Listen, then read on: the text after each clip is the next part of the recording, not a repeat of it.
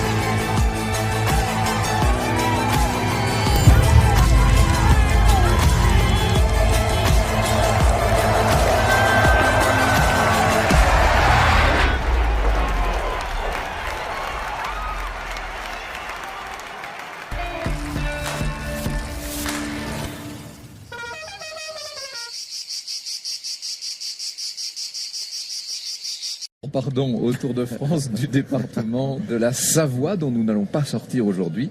La Savoie, dont la préfecture est Chambéry, et les deux sous-préfectures, Albertville et Saint-Jean-de-Maurienne, dont nous sommes partis ce matin. Et changement également en tête du peloton avec Matthias Frank qui roule lui aussi pour l'équipage G2R La Mondiale. Il veut revenir au plus près pour essayer d'empêcher Caruso d'aller chercher des points au sommet de l'Iseran et remettre Bardet sur le bon rail, sur le bon tempo.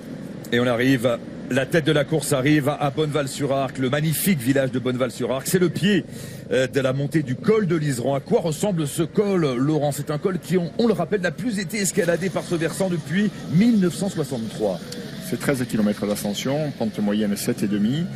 Pente difficile, déjà dès le début, sur 4 km. Il y a un petit replat d'1 kilomètre entre le 4e et le 5e, et puis après ça monte à nouveau, avec des passages parfois supérieurs à 10% à proximité du sommet. Ouais, c'est un col difficile, et puis surtout c'est le manque d'oxygène qui va rendre ce col encore plus pénible, puisque on le sait, après 2000 mètres d'altitude, eh bien l'oxygène se raréfie, et pour le coup ça devient pénible pour certains d'arriver à continuer à performer comme ils ont l'habitude de le faire à ces altitudes-là. C'est parti pour l'ascension du col d'Iseran. Ouais, d'ailleurs, Izagirre a fait son boulot, tout à l'heure déjà distancé dès les premières rampes de ce col de l'Iseran. Il est distancé, l'Espagnol. Et au sommet du col de l'Iseran, il y a bien sûr le souvenir Henri Desgranges, qui récompense le coureur qui passe en tête au sommet du plus haut col du Tour de France. Et il y a également les points bonus, 8 secondes, 5 secondes et 2 secondes à aller récupérer. Et Warren Barguil. Il y a 5 000 euros en haut. 5 000 euros, oui. Tiens, ça vaut le coup. Ça vaut le coup. Thomas, on reste avec vous, avec Warren Barguil qui imprime le tempo dès le pied de l'ascension du col de l'Iseran. Ouais, un tempo qui a coûté cher, qui a coûté cher, c'est pas vraiment le mot. Elie Gébert a mis un dernier relais qui avait réussi à revenir. Elie Gébert, il a aidé, en tout cas, il a ramené un peu de bidons et de nourriture, des barres de céréales et des gels surtout à Warren Barguil. Et Warren Barguil qui sait très bien qu'il lui reste 2 jours pour faire un grand Tour de France, parce que sur ces 2 journées, il peut faire un grand tour, Warren Barguil, et voilà, il est en grande condition, c'est le moment. Le peloton met la pression sur l'échappée avec les Ineos, donc Warren Barguil déchaîné qui fait plier pas mal de monde, que ça soit Herrada, que ça soit Amador, que ça soit Dan Martin. Ouais, c'est du grand Warren Barguil aujourd'hui. Et Van Baarle est rentré dans les rangs au niveau du peloton.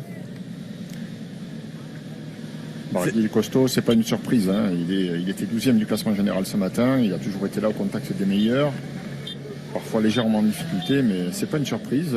Il faut faire attention toutefois, parce que dans ce groupe, il y a du potentiel avec Valverde, avec Simon Yates, qui a déjà remporté 2 étapes, et puis Nibali, qui a l'air aujourd'hui d'être très bien. C'est lui d'ailleurs qui emmène ce groupe, Vincenzo Nibali, alors que des grimpeurs se font distancer du groupe de tête. On l'a vu avec Patrick Conrad, avec Dan Martin également. Ouais, avec Pio Bilbao. Elle est un équipier de moins pour Julien Alaphilippe, c'est normal, il a beaucoup roulé, Casper Azerine. Et c'est Castroviro qui emmène un gros tempo, Van Baarle dans la roue, Matthias Frank qui va passer un relais également.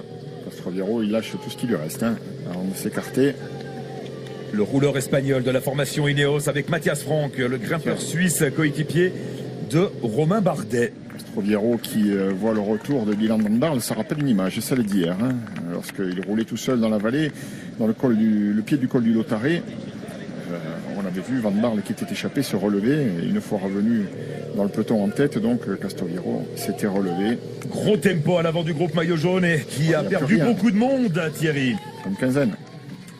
On est rentré très vite dans cette ascension, ce début d'ascension. Et là, on a explosé. Matteo Trentin à l'instant qui vient de sauter, qui a attendu Casper Asgreen. Ils ont couru dans la même équipe l'an dernier. Colbrelli c'est normal, Felliné c'est normal. Peloton qui s'est disloqué, il y en avait 50. Donc là, on a le groupe maillot vert puisque Peter Sagan vient d'être décroché normal.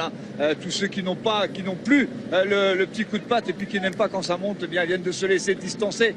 Ceux-là ne sont pas inquiets pour les délais. En revanche, le tempo est vif et on a déjà perdu. On va se retrouver avec un groupe d'une vingtaine de coureurs dans très très peu de temps. Et Laurent a raison, quand il donnait l'image du retour de Van Barle, ça va faire comme hier. Et attention bien sûr à Egan Bernal qui n'a pas quitté les premières positions et qui se trouve toujours à côté de Julien Alaphilippe. Là on est à l'antenne. Vous avez vu la beauté des toits de Looz, de ce petit village de Bonneval-sur-Arc, très pittoresque, qui se trouve être le plus haut perché de toute la Maurienne.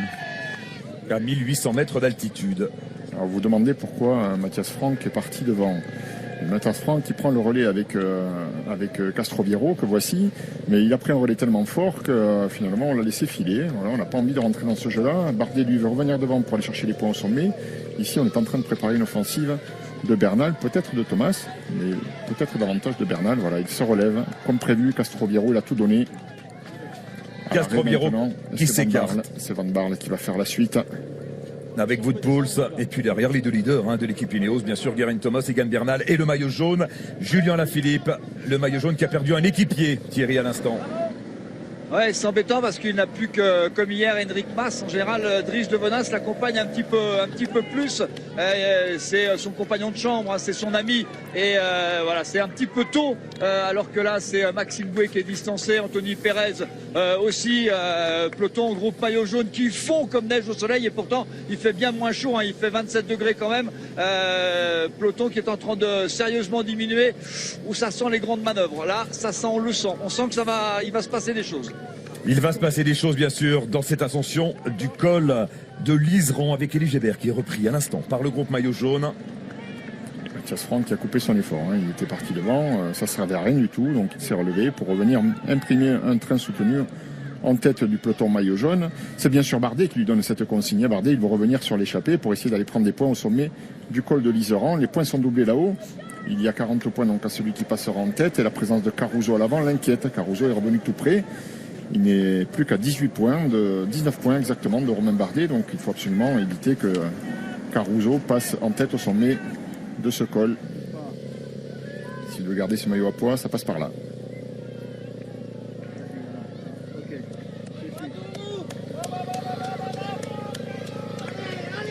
Pour l'instant, Julien Alaphilippe parfaitement calé dans la roue d'Egan Bernal et de Geraint Thomas, les deuxième et troisième du général. C'est là qu'il doit se trouver. Ensuite, pour y rester, évidemment, il faut avoir des jambes qui tiennent bon encore. On sait qu'il a déjà beaucoup donné. Et de toute façon, c'est ce qu'il cherche, à le mettre en difficulté, à l'épuiser pour l'attaquer un peu plus haut. La formation Ineos liguée contre le maillot jaune. Julien Alaphilippe, c'est le moment. Regardez ce col de Liseran et cette route creusée à flanc de montagne. On retrouve le groupe de tête avec l'ancien porteur du maillot jaune, Giulio Ciccone, l'Italien, devant un autre Italien, Vincenzo Nibali. Lennart Kamna qui se gare, si brillant hier lors de l'étape de Valloire, Lennart Kamna. Matthias Franck, Michael Cherel. Le tempo imprimé par les coureurs d'Ineos est finalement trop élevé pour ces coureurs-là.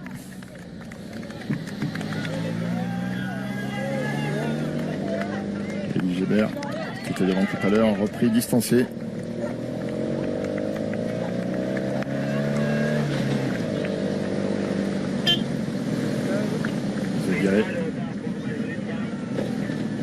Sur toute la section de montée au col de Liseran, nous traversons le parc national de la Vanoise et ça justifie un certain nombre de mesures de précaution pour ne pas trop abîmer l'environnement, bien entendu, et pour que le Tour de France passe sans laisser aucune trace. Donc pour réduire l'impact des piétinements sur la flore, on a totalement interdit le stationnement des véhicules à moteur depuis déjà quelques temps. On a, pour réduire l'impact sur la faune, un seul hélicoptère qui survole la route. Pour réduire le bruit et les déchets, la caravane publicitaire a été détournée, si je puis dire. Et puis, on a d'une façon générale fait en sorte que l'empreinte du Tour de France sur cette portion qui traverse le parc national de la Vanoise soit le plus légère possible. C'est de toute façon un souci que nous avons toujours, mais qui a été particulièrement présent cette fois-ci. Pas de voiture, pas de camping-car dans le col de l'Iseran, avec un énorme tempo toujours imprimé par Dylan Van Baarle et le groupe maillot jaune qui se rapproche du groupe de tête. 1 minute 20 de retard seulement. Ah, on est tendu en cabine, on sent vraiment qu'on est dans l'un des moments les plus importants de ce Tour de France. Oui. Il se prépare quelque chose. Thierry, le groupe maillot jaune, perd des unités au fil des mètres, au fil des kilomètres. Romain Bardet est-il toujours là? David Gaudu en difficulté également. Ils ne sont plus que 14 sur ce rythme imprégné par Dylan Van Baarle avec dans sa roue Wout van Poels, Geraint Thomas derrière et n'oublions pas, même s'il a un maillot blanc, Egan Bernal. C'est une équipe Ineos qui est en force, ils sont 4. Juste derrière, vous avez aperçu Enric Mas à côté du maillot jaune qui va récupérer un bidon qui est là parfait pour l'instant l'Espagnol. C'est juste pour David Gaudu, c'est juste pour Romain Bardet qui s'accroche, mais le tempo est important. Il n'y a plus qu'un coéquipier à côté de Steven Kruijswijk, c'est Georges Bennett, et ils sont 3 dans l'équipe Movistar, même s'il y en a quelques-uns qui vont pouvoir peut-être récupérer des coéquipiers qui sont devant, comme Romain Bardet, Tony Galopin. Et on a vu les 2 coureurs de l'équipe Katusha passer abaissant sur le sprint intermédiaire, juste devant la voiture balai. Alex Dowsett, accompagné de Jens Debusschere. Et pour eux, ça va être compliqué d'arriver dans les délais. À noter que pour Kruijswijk, il y a aussi à l'avant Laurens de plus, on n'oublie pas, qui va pouvoir récupérer un petit peu plus loin. Ciccone qui fait le tempo dans le groupe de tête. Le meilleur grimpeur du dernier Tour d'Italie, Giulio Ciccone, avec les 2 coureurs de l'équipe Bahrain Merida, Nibali, Caruso et Warren Barguil en 4e position. Et rien n'indique que le vainqueur de l'étape soit dans cette échappée. Oh que non, regardez. 1 minute 10, c'est loin d'être gagné. Guillaume Martin également qui s'accroche. Il est dans la roue d'André Amador pour l'équipe Movistar. Pourquoi c'est loin d'être gagné? Parce qu'on l'a bien senti, derrière on prépare une offensive dans le team Ineos. On a vu hier que Julien Philippe a marqué un peu le pas sur le sommet du Galibier. On va essayer d'enfoncer le coup aujourd'hui, on va essayer d'appuyer là où ça fait mal. Donc on continue sur les cols à haute altitude, là où on sait qu'il n'a pas d'énormes références. Il est peut-être habité par le doute, on continue à le mettre sous pression et on va l'attaquer un peu plus haut. Et très certainement que si c'est le cas, ça se sent, ça se respire, ça va arriver. Eh bien, on ne donne pas cher de cette avance d'1 minute 10 là, sur les échappés. On retrouve Thomas Voeckler à l'avant de la course. Il n'y a plus qu'une minute, à peine plus d'1 minute entre les 2 groupes, Thomas. Ouais, 14 coureurs désormais, 14 coureurs à l'avant avec nos 2 Français, Guillaume Martin et Warren Barguil. C'est curieusement Giulio Ciccone qui fait le plus de travail alors qu'il est tout seul.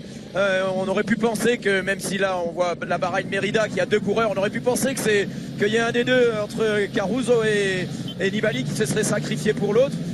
Mais bon, il n'en est rien. On a toujours, attention à Simon Yates en dernière position du groupe qui joue sur du velours.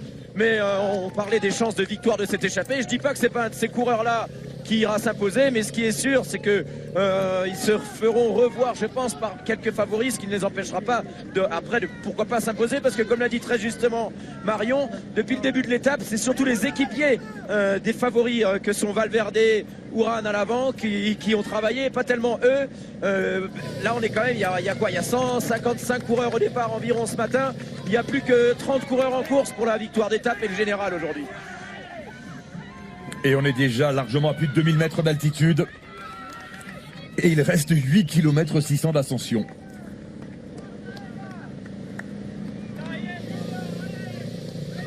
Et pour Julien Alaphilippe, c'est le décompte, évidemment. Lui, il décompte les kilomètres, plus que 8 jusqu'au sommet. Alors, s'il bascule avec ses hommes, la dernière montée vers Tignes est quand même moins exigeante. Bien sûr, ce sera compliqué, mais elle est moins exigeante. Mais il n'y aura pas de descente après, comme c'était le cas hier vers Valloire. Là, à Tignes, on arrive au sommet. Donc, s'il décroche, l'addition risque d'être un petit peu plus salée que la veille.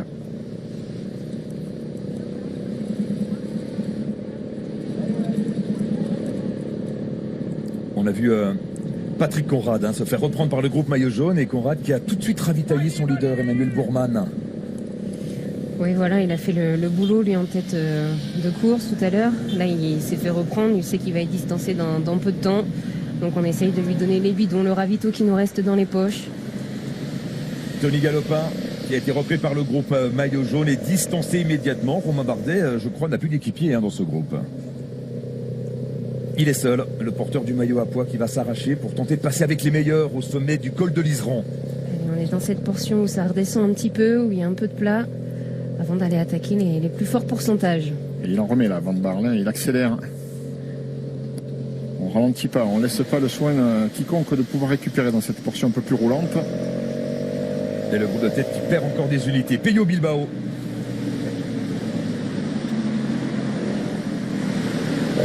Conrad. Patrick Conrad à présent. Enfin, du groupe maillot jaune, pardon, et non pas du groupe de tête.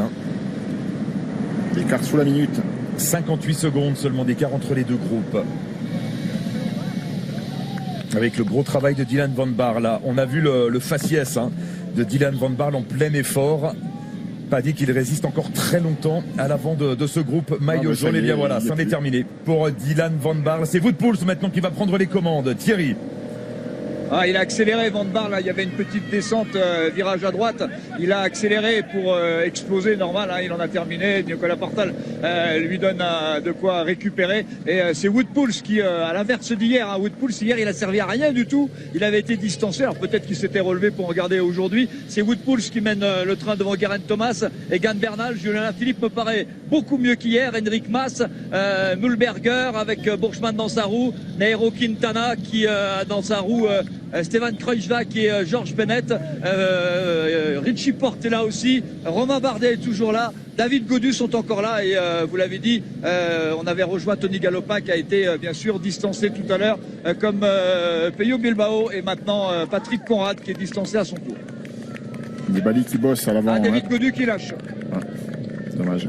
Nibali qui bosse à l'avant évidemment pour Caruso, dont on sait qu'il peut aller passer au sommet s'il parvient à conserver quelques longueurs d'avance. Ce sera compliqué, l'écart se réduit. 47 secondes maintenant entre les deux groupes. Caruso, j'en termine, il a 19 points de retard sur Romain Bardet, il y a 40 points au sommet du col de l'Iseran.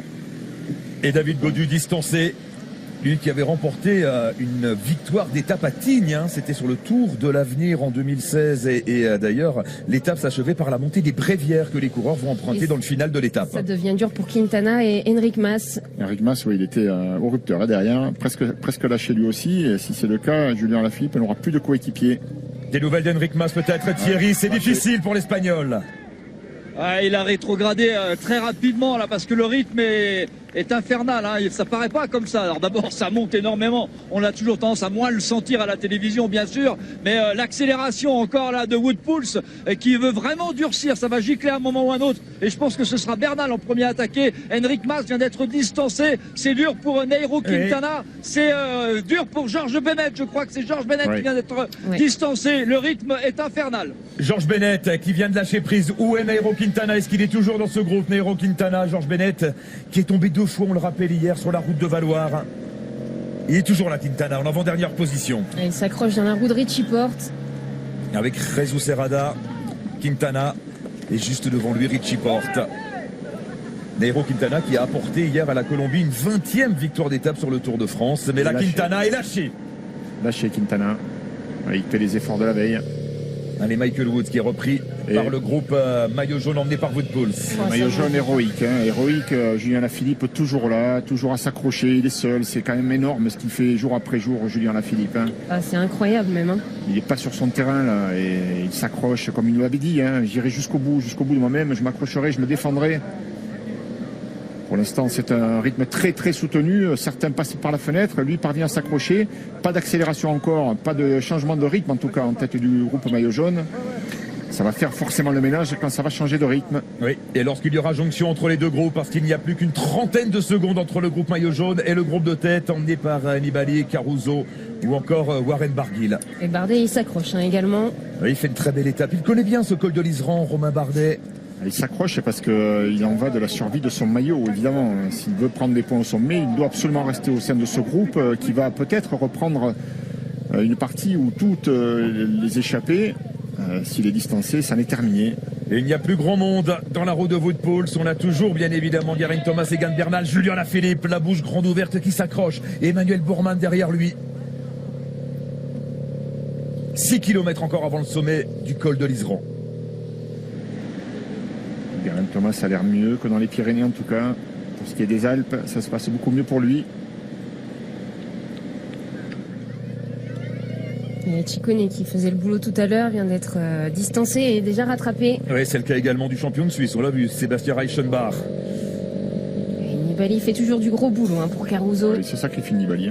Sacrifice échange de victoire d'étape pour le maillot à poids de Caruso qu'il peut aller chercher au sommet de ce col de l'Iseran, mais ce sera compliqué, ça se rapproche. Mais c'est beau également de voir ça de Nibali parce que Caruso c'est toujours lui qui fait le boulot normalement pour Vincenzo Nibali, c'est aussi lui rendre l'appareil.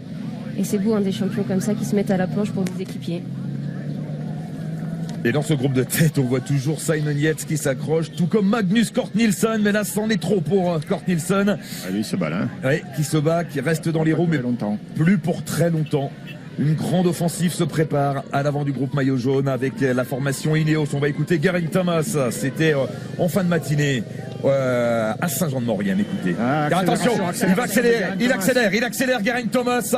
On l'écoutera un petit peu plus tard. Accélération de Thomas. Et Bernal, justement, il fait la cassure. Derrière, il y va pas. Il va y aller, Bernal, peut-être. Julien Lafilippe, il est un peu piégé parce que qu'est-ce qu'il doit faire? Il doit courir après le troisième ou il doit surveiller le second? C'est Bourman qui y va. Pour l'instant, c'est même un équipier de Bourman qui y va. Mühlberger.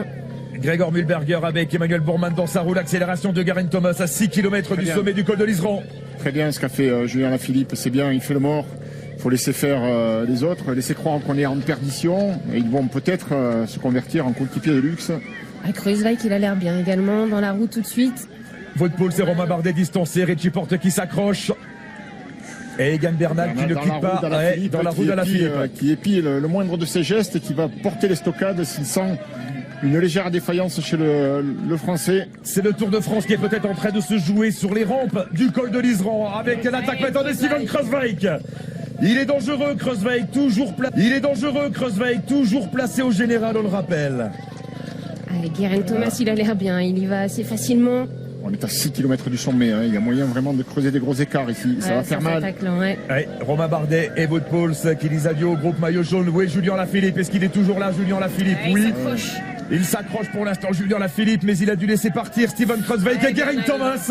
Et Bernal qui va faire la jonction et malheureusement Julien Lafilippe qui ne peut pas répondre. Thierry.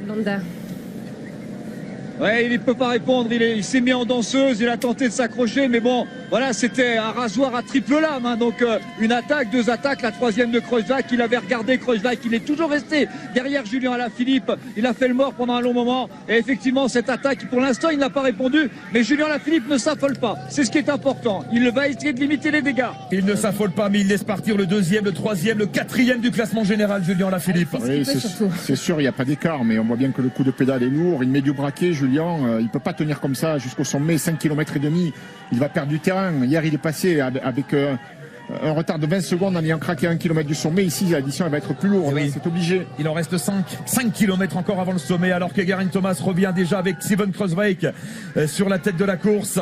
Ils veulent gagner le tour les gars devant là-bas, donc ils vont pas l'attendre, ils vont jamais lever le pied. Elle est bien calée dans la roue de Richie Porte, Julien Lafilippe qui se donne à 200%. Ne pas s'affoler alors que Kreuzweig ouvre la route avec Geraint Thomas dans sa roue. Évidemment, en plus, les Ineos, pour l'instant, ils sont deuxième et troisième au général. Qu'est-ce qu'il doit faire, Lafilippe? Qu'est-ce qu'il doit faire? Garder la concentration, garder sa confiance en lui, essayer de gérer la crise, essayer de peut-être mettre un peu moins de braquet, de retrouver un bon coup de pédale et de limiter l'écart pour revenir dans la descente. Et on verra après, peut-être sur la montée de King, ça peut être différent. Il y a Egan Bernal qui est revenu quand il l'a voulu et c'est lui qui attaque maintenant, attaque d'Egan Bernal, alors qu'il y a toujours 4 hommes à l'avant qui vont bientôt se faire reprendre par le groupe Bernal, Kreuzweig, Thomas. Et Bernal, il va leur faire mal là. Egan Bernal à ces altitudes, il sera sans doute difficile à battre. Allez-y Thomas. Et Laurence de plus. Oui, sous l'impulsion de Warren Barguil, ils étaient 4 avec Nibali qui vient de décrocher. Il reste Laurens de plus, Rigoberto Urán et Warren Barguil devant. Et Egan Bernal qui s'envole. Trop fort Bernal. Trop fort Egan Bernal sur ses routes à ses altitudes. Il s'envole Egan Bernal. On rappelle son retard sur Julien Lafilippe, 1 minute et 30 secondes. On le sentait, on l'a compris hier. C'est lui le plus fort dans ces cols si longs, si difficiles. À 5 km du sommet, c'est Warren Barguil maintenant qui est en tête. Rescapé de cette échappée qui n'a jamais pu compter plus de 2 minutes d'avance. Et la course maintenant qui explose sous l'impulsion d'Egan Bernal. Derrière, c'est Kruijswijk qui essaye de faire le tempo, qui essaye de limiter, mais Bernal est vraiment très très fort. Ah, il est à fond aussi. Tout le monde est à fond, à tous les étages, à tous les échelons. Chacun donne le maximum. Et Valverde qui peut plus. Allez, le retard de Julien Lafilippe. Thierry. 20 secondes exactement. L'écart est de 20 secondes pour moi au panneau indiquant sommaire 5 km. Et Julien Lafilippe qui est dans le groupe avec Richie Porte qui malheureusement est obligé de se débrouiller tout seul. Guillaume Martin n'a pas pu prendre le relais. Personne ne peut l'aider. Et là, je pense que là, c'est très très dur pour Julien qui a du mal avec... il pédale presque un peu carré là. Voilà, c'est très très dur. Moment de défaillance terrible pour Julien. Et Kruijswijk qui va bientôt récupérer un équipier avec Laurens de plus qui était parti devant. Ouais, pour Julien Lafilippe, le maillot sera peut-être perdu même avant le sommet de ce col de l'Iseran, à ce rythme-là. Egan Bernal avec Vincenzo Nibali, avec Rigoberto Urán et Simon Yates qui s'accroche. Et il n'y a pas un gros écart avec le groupe Kruijswijk, Thomas et Bourman. Laurens de plus maintenant qui fait le gros boulot pour Kruijswijk. Voilà, Bourman est là avec Thomas, avec Kruijswijk, alors que, et oui, Warren Barguil bien sûr est repris par Egan Bernal. Thomas à l'avant de la course. Oui, j'allais vous dire, Warren Barguil seul en tête, on a 2 virages d'avance, on voit plus, apparemment l'avion colombien a mis tout le monde d'accord. Voilà, il n'y a pas photo. Egan Bernal, il s'envole et on est encore loin du sommet et loin des 2770 mètres. Et quelle force d'Egan Bernal, il est sur un gros braquet, il est impressionnant. Ouais, c'est son style, il a toujours été comme ça. Julien Lafilippe, là on voit bien qu'il est complètement au maximum, il se bat, il essaie de rester concentré. Évidemment, il doit y avoir pas mal d'images qui passent dans sa tête. Et c'est dur de se dire peut-être que je suis en train de perdre le tour. À 2 jours de l'arrivée à Paris, 14e jour en jaune pour Julien Lafilippe. À ce stade de la course, il est toujours maillot jaune. On rappelle qu'il avait 1 minute 30 d'avance sur cet homme, Egan Bernal. Mais ce maillot jaune ne tient plus qu'un fil. Il y aura le point bonus à aller chercher au sommet, les 8 secondes. Ouais, il y a déjà ces 8 secondes effectivement qui vont peser dans la balance. On rappelle, comme tous les jours, il y a la bonification à l'arrivée aussi pour les 3 premiers de l'étape, 10, 6 et 4. Tout ça cumulé, évidemment, ça ne fait pas les affaires aujourd'hui du maillot jaune. 40 secondes de retard pour Julien Lafilippe maintenant sur Egan Bernal. Egan Bernal en tête dans l'ascension du col de l'Iseran. Moment terrible pour Julien Lafilippe. Allez, Bernal avec Barguil, on a dans ce groupe Vincenzo Nibali, Rigoberto Urán. Personne ne va rouler, il faut se débrouiller tout seul chez Bernal. Et on a Simon Yates, personne ne va relayer Bernal. Alors ils sont à fond dans la roue, ils ne vont pas relayer. Et Guillaume Martin maintenant qui passe des relais avec Julien Lafilippe. Guillaume Martin qui est un garçon sympathique, c'est vrai, attachant et qui essaie d'aider le maillot jaune comme il le peut. Il n'a pas explosé Julien Lafilippe, il reste moins de 4 km d'ascension, 45 secondes de retard pour le maillot jaune. Ouais, ça fait 1,5 km et demi qu'il est lâché, 45 secondes de perdu. Et ça fera, on l'imagine, plus d'1 minute 30 au sommet. Derrière, il y a la longue descente vers le barrage de Tignes. Oui, dans la descente, il peut revenir. Il peut réduire quelque peu l'écart, mais il y a surtout la montée sur Tignes ensuite. Et puis, vous savez, quand vous commencez à être en difficulté, il n'y a pas de retour en arrière après. Il n'y aura pas le loisir de pouvoir faire de la relâche et de récupérer. Il est au maximum et il sera au maximum jusqu'au bout. Et comme c'était à prévoir, évidemment, ils ont senti qu'il était peut-être un leader fragile, qu'il fallait continuer de l'attaquer, appuyer là où ça faisait mal. Ah, c'est dommage, c'est dommage. On aurait tellement voulu qu'il puisse se tenir, mais voilà, la logique malgré tout est respectée. 47 secondes de retard pour Julien Lafilippe par rapport à Egan Bernal.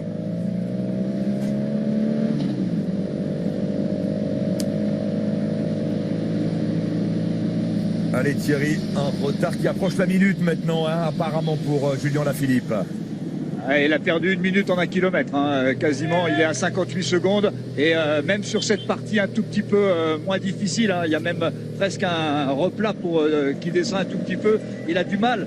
Il y avait une grosse différence puisqu'on avait, nous, on apercevait en étant derrière lui les coureurs devant, hein, notamment le groupe avec Kreuzbach et Geraint Thomas.